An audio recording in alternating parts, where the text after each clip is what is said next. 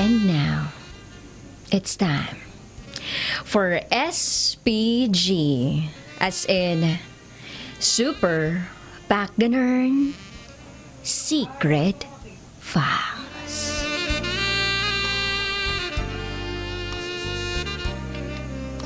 Hindi ko na napigilan. Lumabas ang likido mula sa aking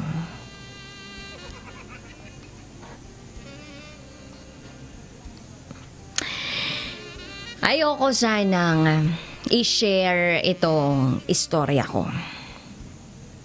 Kasi sobrang nakakahiya.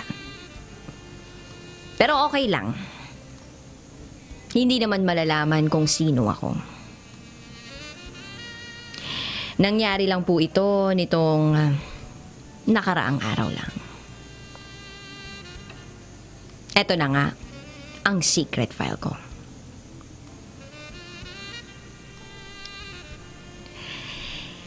Itago nyo na lang ako sa pangalang Dang. 23 years old. At kasalukuyang nasa Saudi Arabia. Ako yung tipo ng tao na gustong-gustong gumala kahit saan. Pero may problema ako. Maganda naman ako, sexy, at sa palagay ko'y matalino rin. Kaya lang, meron akong motion sickness. Motion sickness na nakakainis dahil nakakahadlang ito sa kagustuhan kong gumala kahit saan. Alam niyo ba kung ano ang laman ng bag ko? Ang laman ay Vicks, white flour, katingko, paracetamol, at candy. Kasi nga, napakamahiluhin kong tao. Ewan ko ba? Nung bata ako, lagi naman akong sumasama sa lola ko para magbakasyon. Kung saan-saan nga ako nakakaabot eh. Naalala ko pa, pag-aalis kami ng lola ko noon, hindi talaga ako kakain. Hindi ako kakain ng kahit ano. Kasi natatakot akong masuka. At ang lola ko naman, lagi akong pinagdadala ng plastic bag. Kasi, in case daw nang masuka ako, meron akong masusukahan. At binibilhan niya rin ako ng dalandan. Mas maganda daw kasi yon amoy-amoyin para hindi ako mahilo. Naalala ko pa nga. Isang araw, nagsuka ako sa bus. Galit na galit sa akin yung konduktor. Tinitingnan ako ng masama. Pero wala siyang magawa. Sumuka kasi ako. Bata pa naman ako noon eh. Meron pang pangyayari noon na nahihilo na ako. Tapos, yung laway ko, sobrang asim na. Panay dura ko sa bintana. Tapos, isang beses, pinagalitan ako ng lalaking nasa likuran namin kasi napunta sa kanya yung dura ko. Nakasakay kami sa bus nun. Ang lakas ba naman ng hangin eh. At ordinary bus lang yun. Minsan, kasama ko yung kapatid ko sa biyahe. Ang ginagawa ko talaga, binubuksan ko yung bintana para mahanginan ako. Pagbaba namin ng bus, tawanan kami lahat. Kasi, lahat ba naman ng dumi, napunta sa mukha namin. Dumating ba naman sa punto na kinain ko pa yung Vicks dahil sobrang sukang-suka na ako. At nung lumaki na ako, syempre, may naging kasama na ako sa biyahe. Si Ali, bago kami umalis noon, binibilhan niya ako ng gamot na hindi pampahilo sa biyahe. Binibilhan niya rin ako ng energy drink at dinadalhan niya ako ng inhaler. Syempre, pinagdadala niya rin ako ng plastic bag. Pero syempre, nakakahiya, 'di ba? Nakakahiya kasi ang tanda ko na, dinaig ko pa yung batang hindi sumusuka. Mas pinipili kong maupo palagi dun sa may malapit sa bintana kasi mas gusto ko yung natatamaan ako ng hangin kesa sa aircon. Doon kasi ako nahihilo eh. Kaya ang ginagawa ko rin, natutulog ako sa balikat ng kasama ko. Pero ewan ko ba, kahit mismo sa jeep, nahihilo pa rin ako. Sukang-suka din ako. Sabi pa nga ni Ali na kasama ko, o baka naman pati sa pedicab masusuka ka pa. Natatawa na lang ako. So yun na nga. Nitong nakaraang araw, bumiyahe kami ng mga amo ko pauwi sa bahay namin kasi galing kaming bakasyon. Syempre, dala ko na naman ang mga baon ko. Yun nga lang, wala akong plastic bag.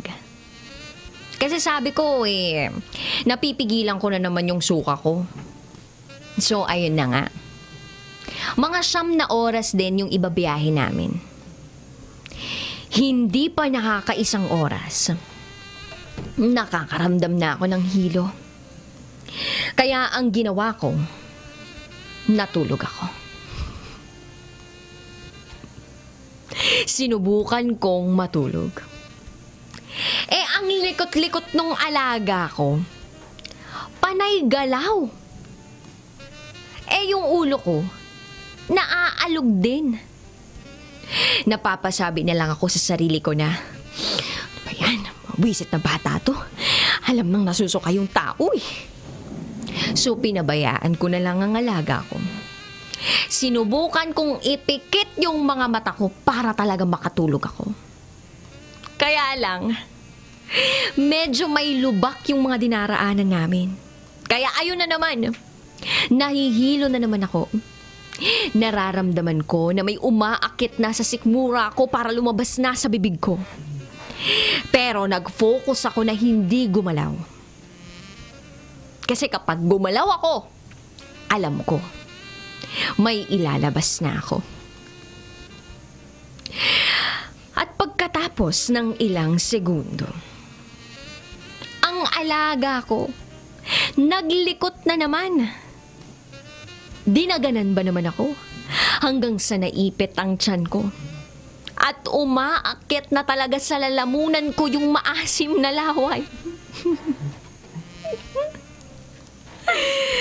Napapikit na lang ako at sabi ko talaga sa sarili ko, my gosh, please, huwag ngayon.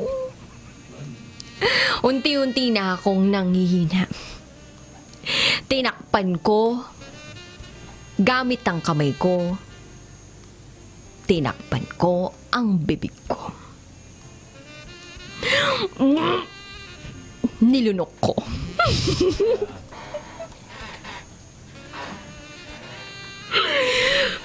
Pero nagpupumiglas. Lumabas ulit. Pero tinibayan ko na lang talaga ang loob ko para ma-survive ko ang sarili ko sa pagsusuka.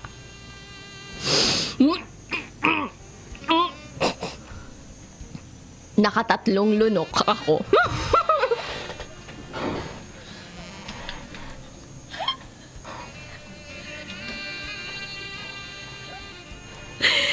Ew! As in, luhang-luha yung mga mata ko. At diring-diri ako sa sarili ko.